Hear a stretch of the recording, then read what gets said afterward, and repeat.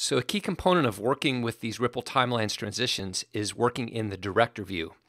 Here I have one of the transitions placed in the timeline, and I'll just step through it so we can see the animation. We pull back on transition A, see the whole timeline, and move into transition B. I'll move my playhead. In fact, I'm going to not, if I place it in the middle, we can see the whole thing, but I'm going to purposely place the playhead somewhere else where we don't see everything.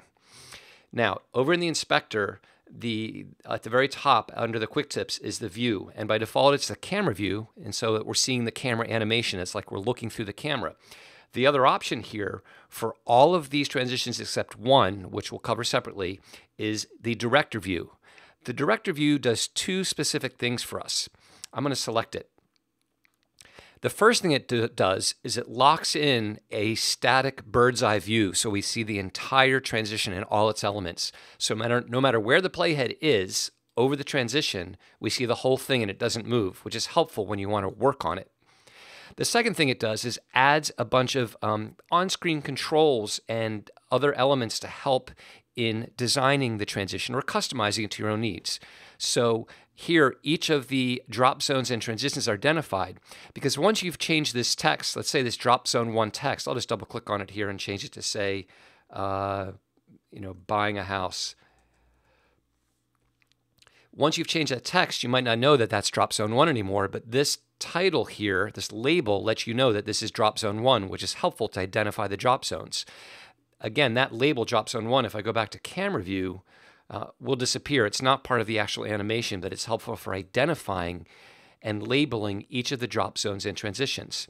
There's also a guide here, and each transition has different guides that help you for aligning objects. So if you're going to move these dates, you can obviously change the dates themselves, but if you're going to move them around, you can move them anywhere you want. They're completely flexible, but if you do want them to stay on that line, this guide will help you keep them all on the same line as you move them around. The next are these little on-screen controls that allow you to change the position of transition A and transition B and all the drop zones. And each one of these has these so you can move them around.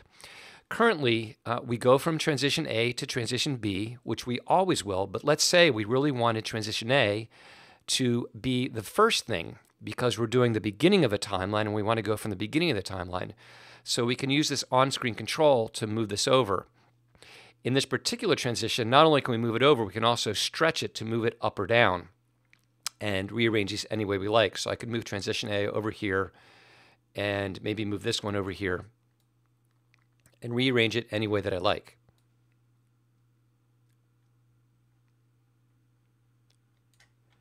The other on-screen controls in this particular transition allow you to move these bars along the timeline. So you can choose how many separators you want and how many specific time periods you want to identify. If you don't want this many, you can simply delete text or move it off the screen and then move these bars exactly where you want them. So those are the key components of the director view. While you're in director view, you can manipulate any of the other parameters in the inspector. You can change the colors, you can change the text as we just saw, you can change the drop zone content. It doesn't matter. The one thing that you cannot adjust while in director view is the animation. In other words, the framing of the camera and how the camera moves and adjusting that, because you won't see any changes since we're in a static view. And we'll cover that next.